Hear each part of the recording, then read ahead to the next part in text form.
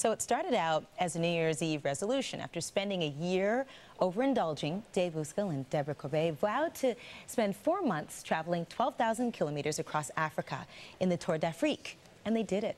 The cycling race started in Cairo, ended in Cape Town, South Africa. And today, Dave and Deborah join us in studio home after this incredible journey. It's so good to have you here.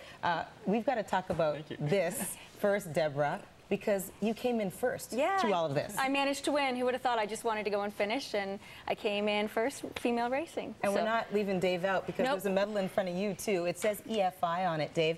Explain what that means. Yeah, EFI is every fabulous inch. So 60 people started the race, and only 12 people in the end had their EFI. So what it is you ride every kilometer. Through whatever circumstances. You don't get on the truck.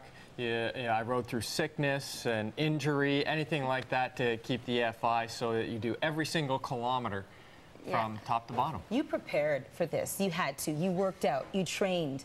But was it harder than you thought it was going to be? Definitely. We trained. We were riding up to 400 kilometers a week, thinking, oh, we've got it, no problem.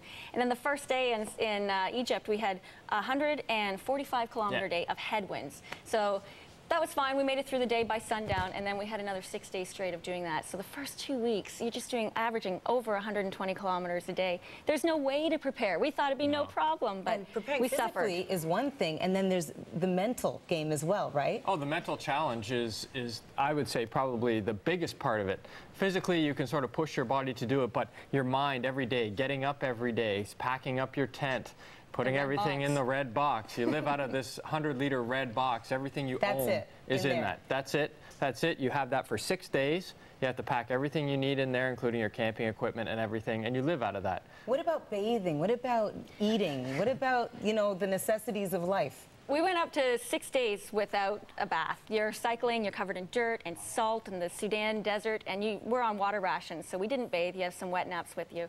And then one day when we finally got out of the Sudanese desert, we had a bath in our red box, and it was heaven. It did come in handy for that. Yeah, it was one of our best baths ever.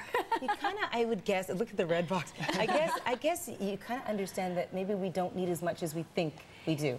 Absolutely. I would say, yeah, definitely this tour and the whole race and everything gives you a new appreciation for stuff like that, because you see all the countries that you go through, you see everybody living with far less than what you have, and here it's so different, and there's definitely a comparison there, and you learn a lot going through every different country.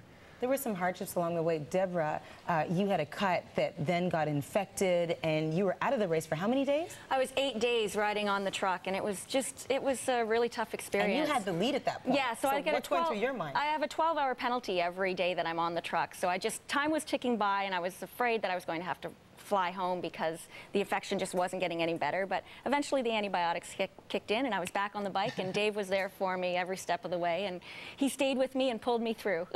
It was amazing. And you stayed for a while in South Africa, where it wrapped up. Tell me about your experiences there, and in particular Robben Island, because I know you went. Yes. Well, Robben Island was amazing. To go there, you get to see what the conditions they lived in, Nelson Mandela's cell, and the tour takes place.